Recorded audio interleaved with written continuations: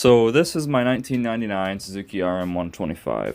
I bought this bike a year ago from my friend, and there's been relatively nothing wrong with it whatsoever. Just as of recent, I've decided I want to tear the bike down and do a bunch of maintenance. So here's what I'm going to do. So I've already done some stuff like refilling the coolant, repacking the muffler, cleaning out the carburetor, taking the head off and cleaning the carbon out like the manual says. It's just now I'm going to replace the fuel line on this old crusty dusty carb, and we'll start from there. We'll get the muffler on, we'll start reassembling this bike, and I'll let you guys know how it goes. So this carb, I've already cleaned it out. Just mind you, I feel like I did want to mention that I have swapped the jets to a slightly more leaner setup, because I'm running the FMF Gold Series exhaust here. And the person who owned the bike before did not have the proper jetting setup. It was actually the stock jetting setup. So I rejetted the proper jets into the carburetor to fit the exhaust. So we got the brand new fuel line on the carb and everything. Looks all nice. So now we're going to install it into the bike. So we're going to just start off by taking the little throttle piece and the pin, shoving it on down in there. I'm trying to, here if I can maybe like zoom in or something a little bit.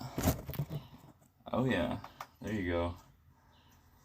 And get this thing. The trickiest part about this for me is usually just these little threads, but once you kind of get them lined up there, like they should be okay.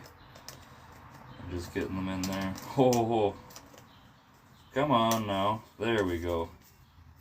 And then you can just kind of thread that on there, just like so. Now, if someone can educate me, like, you know, what these little things are, I've done like how many carbs, and I've just never really taken the time to learn on like what these things are on the side of these Keenan carbs. So I don't know if someone wants to educate me or call me stupid for not knowing after all this time. Alright, so as much of a hassle a little boot can be sometimes, after you've done it for like, you know, a couple times, you know, usually it only takes you like 10 minutes or so. You just get a little bit of grease around it and everything sometimes, and then usually you can just kind of slip it on with a screwdriver. Alright, so I got a little bit of it out because I guess nobody really wants to see me put on a seat and just put on plastics and whatnot. Now the bike's fully assembled and should just